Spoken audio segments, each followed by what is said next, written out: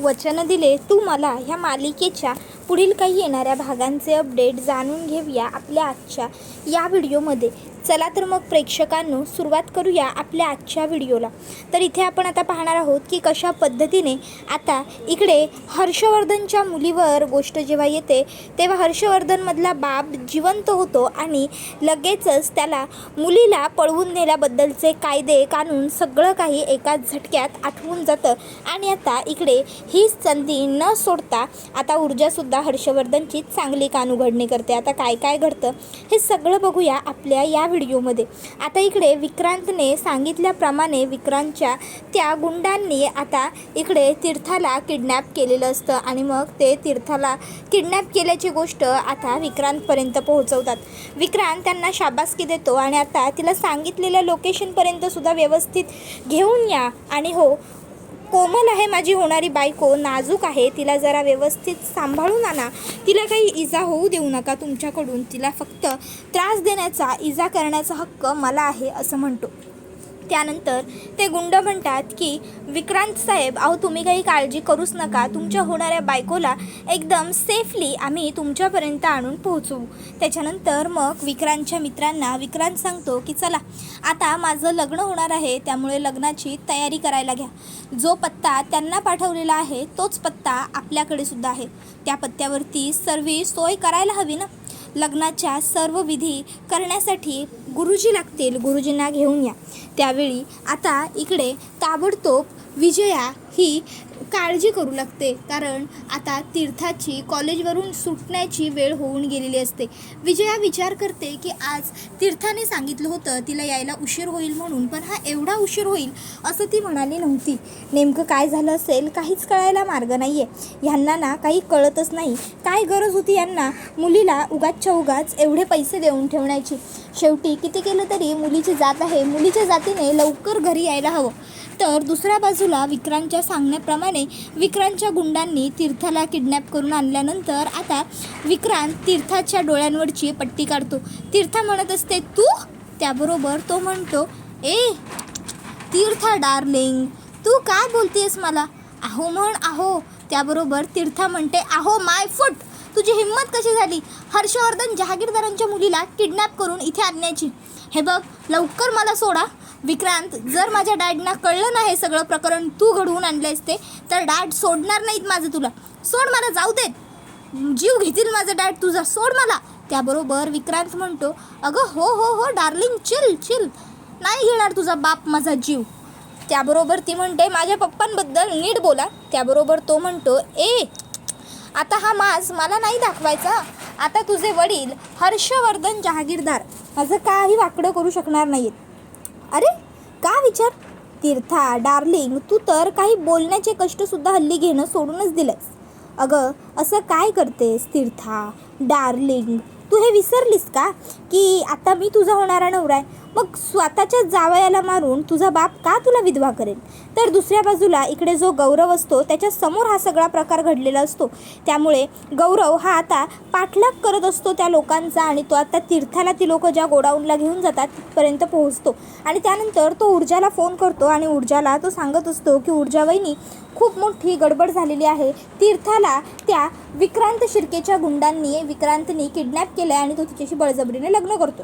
ऊर्जा विचारते तू कोण बोलतोयस, कुठून बोलतोयस. मग तो म्हणतो की मी त्या लोकांचा पाठलाग करत करत त्यांच्या मागावरच होतो, मी त्यांच्या गोडाऊनपर्यंत पोहोचलोय, मी तीर्थाचा मित्र गौरव बोलतोय, आपण या आधी भेटलोय, तू ओळखतेस मला. त्याबरोबर ती म्हणते ठीक आहे, ते सगळं आपण नंतर बघू ओळखी पाळखीचं, सध्या एक गोष्ट लक्षात ठेव, तुझं लाईव्ह लोकेशन आम्हाला शेअर कर आणि हो तिकडनं अजिबात हलू नकोस आणि काळजीसुद्धा मुळात करू नकोस, आम्ही काहीही करून लवकरात लवकर तिकडे पोहोचतोय हां. आणि मग ऊर्जा फोन कट करते आणि ह्या सर्व गोष्टी गौरवने सांगितलेल्या शौर्याला सांगते. त्याबरोबर शौर्य म्हणतो काय, त्या विक्रांतची एवढी मजल, त्याची एवढी हिंमत की त्याने माझ्या बहिणीला तीर्थाला किडनॅप करण्याची हिंमत केली, सोडणार नाही आहे मी त्याला.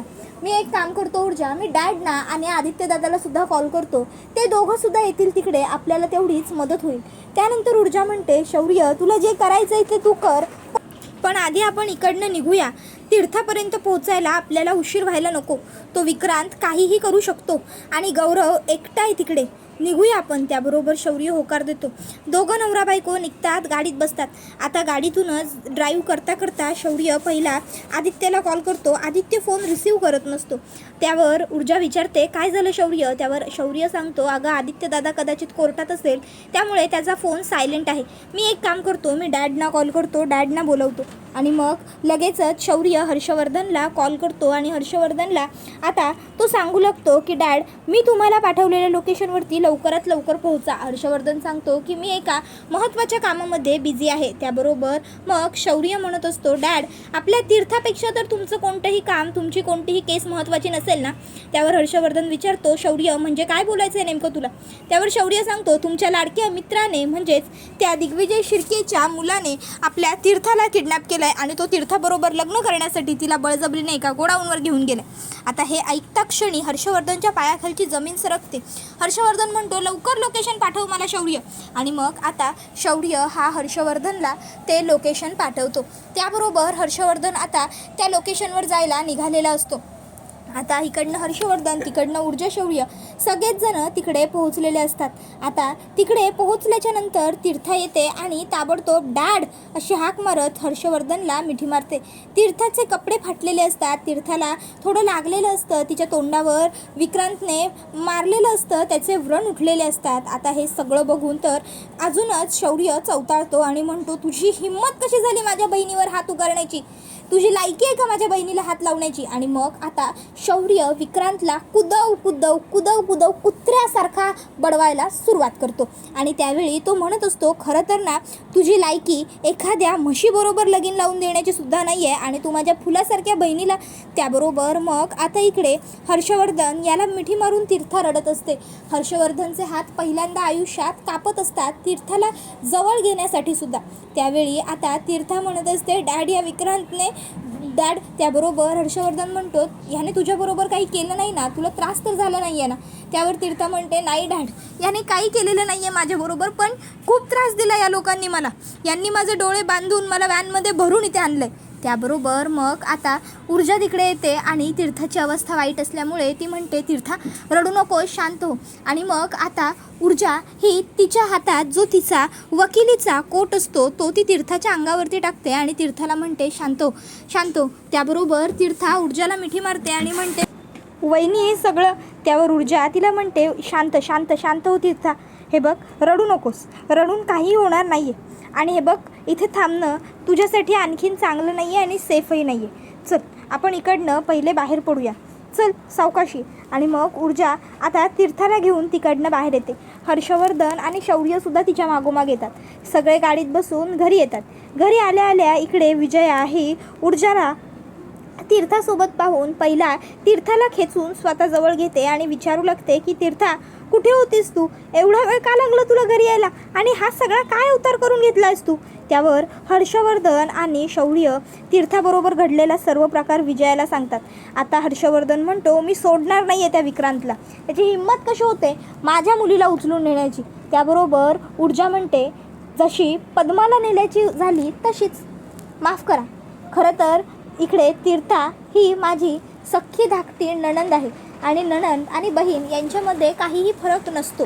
मी तीर्थाला माझी धाकटी बहीणच मानते, कारण ती शौर्याची बहीण आहे. पण आज तरीही तुम्हाला एक समजवण्यासाठी बोलते. नशिबाने तीर्थाबरोबर काहीही चुकीचं घडलं नाही. वेळेच्या आत आपण सगळेच तिकडे पोहोचलो आणि आपण तीर्थाला वाचवलं. पण विचार करा, जर आपण वेळेवर तिकडे पोहोचलो नसतो तर आज तीर्थाचं काय झालं असतं? आज एक दुसरी पद्मा आपल्या घरात तयार झाली असती. हर्षवर्धन म्हणतो, हे बघ तू. ऊर्जा म्हणते, एक मिनिट, माझं पूर्ण बोलून झालेलं नाही आहे, ऐकून घ्या माझं. आज जर तुम्ही विक्रांत शिर्केला तुरुंगाच्या बाहेर काढलंच नसताना तर तीर्थावर, तुमच्या जन्म दिलेल्या मुलीवर ही वेळ आलीच नसती. पण तुम्हीच त्या विक्रांत शिर्केला जेलमधनं सोडवण्याची खूप मोठी चूक नाही तर खूप मोठा गुन्हा केला. विक्रांतसारख्या माणसांना ना जेलच्या बाहेर काढायलाच नको, पण तुमच्यासारखी माणसं त्या लोकांना जेलच्या बाहेर काढतात. बघितलंत ना काय झालं ते? जर तुम्ही पद्माच्या वेळी ठामपणे पद्माची साथ दिली असती, पद्माच्या पाठीशी उभे राहिला असतात, सत्याने न्यायाने तिला जिंकवलं असतं ना, तर आज विक्रांत शिर्के जेलमध्ये असता. आणि जर विक्रांत जेलमध्ये असता तर आज तीर्थाला काहीही धोका नसता. तीर्थाला किडनॅप करणं तर दूर, तीर्थाला बघण्याची हिंमत काय, तीर्थाला बघण्याची त्याच्यावरती हेच आली नसती, पण तुमच्यामुळे झालं हे सगळं. त्याबरोबर हर्षवर्धन म्हणतो, तू काय बोलतेस, तुला तरी कळतंय का गे मुली? त्याबरोबर ऊर्जा म्हणते, हो कळतंय ना, विक्रांतला तुम्हीच सोडवलं ना, मग सांगा ना कोणामुळे झालं हे सगळं? जर पद्माच्या वेळी जे काही झालं तेव्हाच तुम्ही ॲक्शन घेतली असती तर आज विक्रांत जेलमध्ये असता ना. पण नाही, तुम्ही काय केलं तर तुम्ही विक्रांतला सोडवलं आणि तीर्थाला, पद्माला एकटं पाडलं. उलट पद्मा तर तुमच्या घरात इतके वर्षोनवर्ष कामही करत होती. त्याबरोबर आईसाहेब मध्ये पडतात आणि म्हणतात, हो हे बघ, ती जे काही बोलते ना हर्षवर्धन, ते अगदी योग्य आणि बरोबर चोख आहे, तेच बोलते. हर्षवर्धन, खरं तर आपण सत्याच्या बाजूने लढायला हवं. अरे लोक आपल्याकडे केवढ्या आदराने बघतात. वकिली पेशा हा सगळ्यात श्रेष्ठ मानला जातो, कारण वकील हा प्रत्येकालाच न्याय मिळवून देतो. न्यायाधीश महाराजांच्या सहाय्याने आपण सगळ्यांचा न्यायनिवाडा करतो. पण तू सत्य जिंकवणं तर दूर, उलट तू सत्याला फसवण्यासाठी इतक्या खालच्या थराला उतरला होतास की तू तर CCTV फुटेज वगैरे डिलीट करण्यापर्यंत हिंमत मजल वाढवली होतीस. असो, आता त्या सर्वाबद्दल मला बोलायचं नाही आहे, पण किमान आता तरी त्या विक्रांत शिर्केची लायकी ओळख आणि आता तरी किमान तीर्थाबरोबर त्याचं लग्न लावून देण्याचा जो काही विचार केला आहेस तो मोडून काढ. हे बघ, त्या विक्रांत शिर्केची ना मुळात लायकीच नाही आहे की आपल्या तीर्थाबरोबर तो लग्न करेल. तो आपल्या तीर्थाच्या लायकीचाच नाही आहे रे. खरं तर तू जेव्हा विक्रांतबरोबर आधीच तीर्थाचं लग्न ठरवलं होतंस तेव्हाच मला ते पटलं नव्हतंच. त्यावर हर्षवर्धन म्हणत असतो, मी काय करायचं आणि काय नाही हे मला कुणीही शिकवण्याची गरज नाही आहे. आणि राहिला प्रश्न माझ्या मुलीच्या आयुष्याचा, तर त्या विक्रांतने एवढी मजल मारली आहे की त्याने हर्षवर्धन जहागीरदाराच्या मुलीला हात लावलाय. आता सोडणार नाही आहे मी त्याला. नाही जर त्याच्यावरती एकापेक्षा एक कलम लावलं आणि त्याला कायमचं तुरुंगात घालवलं, आयुष्यभर खडी फोडायला पाठवलं ना, तर माझंसुद्धा नाव ॲडव्होकेट हर्षवर्धन जहागीरदार नाही आहे. तीर्था बेटा, मी तुला वचन देतो की तुला त्रास देणारे ते विक्रांत शिर्केचा पापाचा घडा आता भरलाय. त्याबरोबर मग लगेचच आता ऊर्जा म्हणते, हेच मला म्हणायचं आहे की आत्ता जो विक्रांतच्या पापांचा घडा भरला आहे ना, तो आत्ताच नाही, तो तेव्हाच भरला होता जेव्हा त्याने पद्मावर वाईट नजर घातली. पण तेव्हा पद्मा तुमची कोणीही नसल्यामुळे तुम्ही पद्मावरती जो अत्याचार झाला तो नजरअंदाज केला. म्हणूनच आज खरं तर ही वेळ तुमच्या मुलीवर सुद्धा आली. कळतंय का आता तरी तुम्हाला? किमान आता तरी सुधरा. त्यावर हर्षवर्धन आता निरुत्तर असतो, गप्प बसणं प्रेफर करतो आणि मग 2 मिनटं गप्प बसून तो म्हणत असतो की मी माझ्या मुलीसाठी त्या विक्रांत शिर्केला चांगलीच अद्दल घडवणार. त्याने जो गुन्हा केला आहे त्याची त्याला जाणीवही करून देणार. त्याबरोबर मग ऊर्जा म्हणत असते, हाच विचार जर तुम्ही पद्माच्या बाबतीतही केला असतात ना तर खूप बरं झालं असतं, खूपच जास्त. असो, सुदैवाने तीर्था ठीक आहे.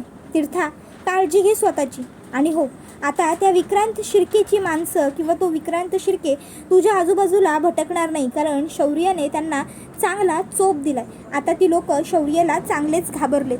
त्यामुळे आता तुझ्या वाकड्या नजरेकडे तुझ्याकडे कोणाची बघण्याची हिंमतही होणार नाही आहे. त्यावेळी मग पुढे ऊर्जा ही शौर्याला सुद्धा म्हणते, आणि शौर्य हो, तू सुद्धा तीर्था ही व्यवस्थित घरी येते ना जाते ना ह्याच्यावरती लक्ष ठेव. त्याबरोबर शौर्य म्हणतो की ऊर्जा काळजी करू नको, मी लक्ष देईन तीर्थाकडे. त्यावर पुढे ऊर्जा तीर्थाला विचारते, तीर्था तो विक्रांत तुला काही कॉल मेसेज वगैरे करायचा का, तो तुला त्रास द्यायचा का? त्यावर तीर्था म्हणते, नाही गं वहिनी, काहीच नाही. जर तसं काही असतं तर मी तुम्हाला कोणाला तरी अलर्ट केलं असतं, सांगितलं असतं. हे सगळं त्याने अचानक केलं. त्याबरोबर ऊर्जा म्हणत असते, हा सगळा त्याने राग काढण्यासाठी केलेला डाव आहे फक्त. तुम्ही एवढे दिवस तुझं आणि तीर्थाचं लग्न लावून देऊ असं म्हणताय, पण लग्न लावत नाही आहात म्हणून विक्रांतने फक्त बदला घेतलाय. त्याबरोबर ऊर्जा म्हणत असते पुढे, पण आता तीर्थाला सगळ्यात जास्त सेफ्टीची गरज आहे. त्यावर विजया म्हणते, ते काही नाही तीर्था, उद्यापासून तू कॉलेजला जाऊ नको. तीर्था म्हणते, आई याला काय अर्थ आहे? त्याबरोबर मग लगेचच ऊर्जा म्हणते, हे बघा, जो गुन्हेगार आहे तो बाहेर मोकाट फिरतोय आणि आपण तीर्थाला घरात बंदिस्त करून ठेवायचं हे चुकीचं आहे आणि असं आपण अजिबातच नाही करायला हवं. तीर्था, तू बिनधास्त कॉलेजला जा. तो विक्रांत जर तुझ्या वाट्यात आला ना तर फक्त तू मला सांग. हे ऐकून तीर्थासुद्धा खुश होते. त्याबरोबर हा व्हिडिओ इथेच संपतो. व्हिडिओ आवडला असेल तर व्हिडिओला लाईक करा. चॅनलवर नवीन असाल तर चॅनलला सबस्क्राईब करा आणि बेल आयकॉन आठवणीने प्रेस करा, जेणेकरून तुम्हाला पुढच्या प्रत्येक व्हिडिओचं नोटिफिकेशन मिळत जाईल. पुढचा व्हिडिओ येईपर्यंत धन्यवाद.